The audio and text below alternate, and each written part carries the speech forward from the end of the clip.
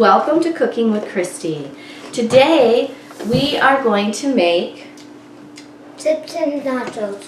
Chips and nachos. This was inspired by my special guest, Chase Reynolds, my son. This was a recipe that he learned from school, and Chase was inspired to make these chips and nachos from his lunches at school. Also, the school sends home food for us, like the chips and the nachos. So we're going to start out, and Chase is going to show us how to make them. Are you ready, Chase? How you make this, you put some seeds in here. And then you just mix it together. We can mix it up a little bit, kind of blop it around. It is a processed cheese, so yeah, not the healthiest for you. It's definitely not the worst it could be. This is Court, who's going to also help. Yeah. Look at it. Just move away from the camera. Or hot question. Should we heat the cheese up first? Yeah, we have to. And then put it on the chips? Yeah. Okay. Whoops. Let's just not do that. Okay. So as you can see, for this batch, we have put cold cheese on our chips. And now we're going to put it in the microwave for 30 seconds. Yeah. Now to put it in. This is what the chips and nachos look like after they are done. The last thing we do, and this is why we have one on a plate and one on in a bowl, is because each boy likes them a little differently. Chase is now going to put on the salsa. Put the salsa on. Go ahead. Do you need help? That's for you. Okay. And how Chase likes to eat it is putting the salsa right on. Go ahead. You're right in front of the mirror, hon.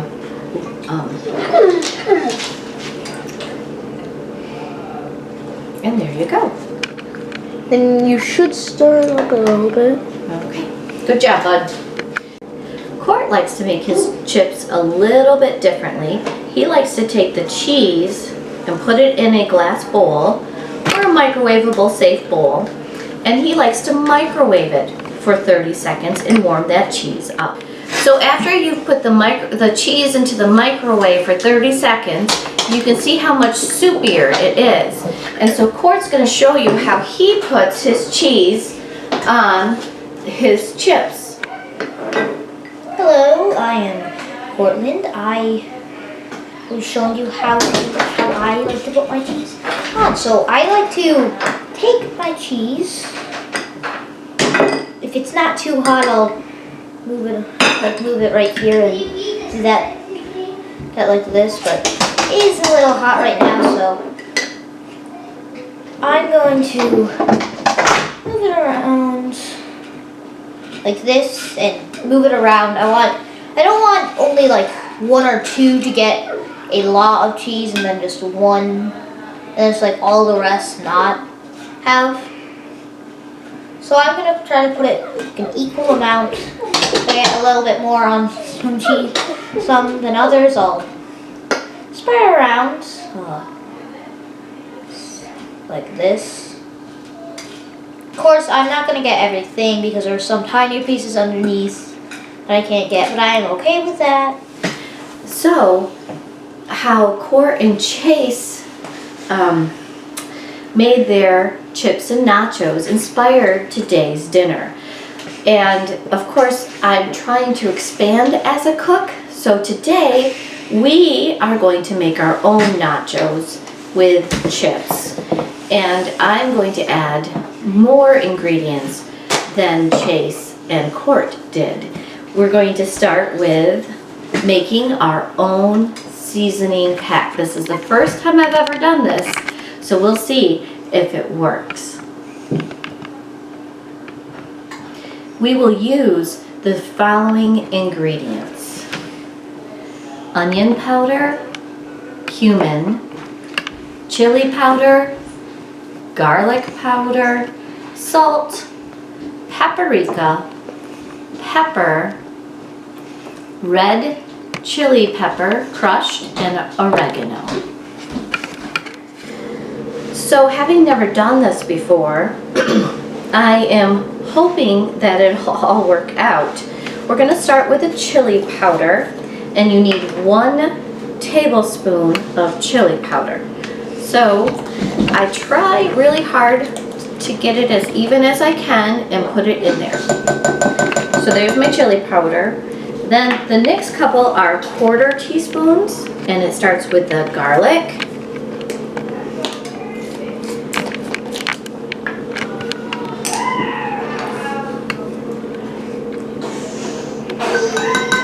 And a 1/4 teaspoon of the onion powder. As you can see, I've not opened the onion powder, so we will open that real quick, make a big giant mess, get our 1/4 teaspoon, and then I'll fix that later. Okay, next is a 1/4 pound or 1/4 teaspoon of crushed red pepper. Now this can be a little bit spicy, so I tend to put a little bit less in there. Next is a 1/2 teaspoon of,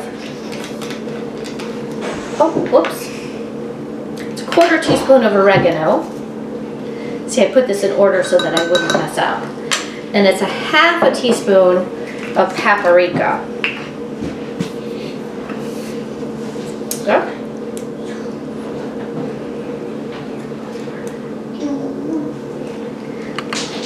Technical difficulties.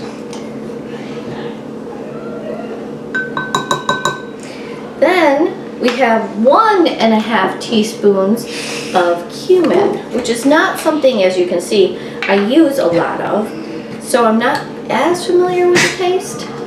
There's 1.5.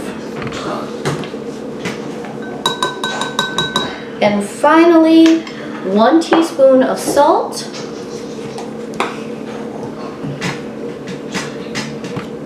which my teaspoon won't hold, so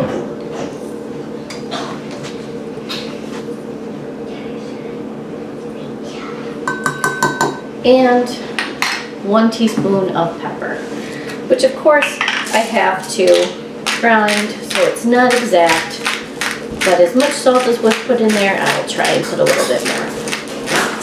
What's nice is I have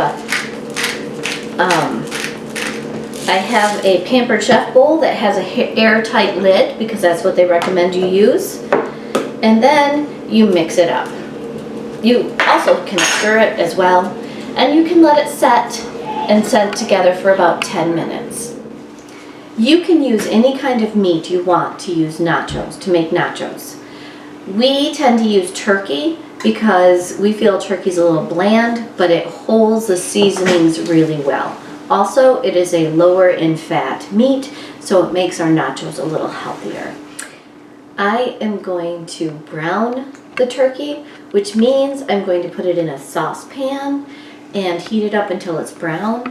I'm going to drain the excess grease off of it because it's turkey, there won't be much. And then I'm going to add the seasonings with some water. It's 3 tablespoons of seasonings per pound, and we have 2 pounds here, so I'll be using 6 tablespoons of seasoning. So our meat for the nachos is done. What I did was I did have to double the spices because I did 2 pounds instead of 1. And then I told you we'd put it in some water, and I forgot to tell you the measurement. It is 2/3 cup of water per 3 tablespoons of spice. So for us, it was 1.5 cups with 6 tablespoons of spice. And then once the meat was browned and drained, what I did was put the water in and the spices, stir it up, let it come to a boil, and then simmer for 3 to 4 minutes. So finally it's time to plate our nachos. You'll notice a lot of the recipes I do are very versatile. That means you can add and subtract, and that kind of helps my family because we tend to like different things. So, if you're my husband, you would take only full chips, and you would make sure that they were laid out nicely. And a chip like this, you would separate like that. Then you would take lots of cheese.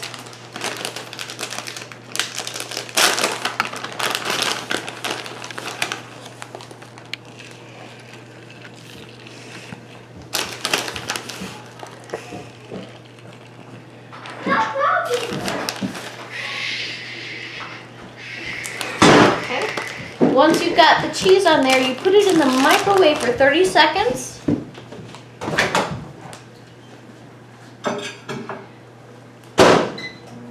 If you don't have a microwave, you can always heat your oven up and let it heat in the oven for a few minutes. Then it is done. The chips and nachos part are done, and he will come and put his toppings on.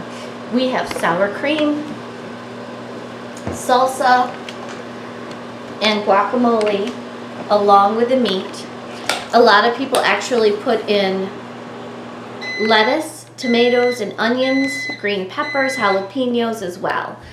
Some of my family will just want the chips and cheese. Some will want the added nachos with it as well. So thanks for watching. And this is what my chips with nachos looks like.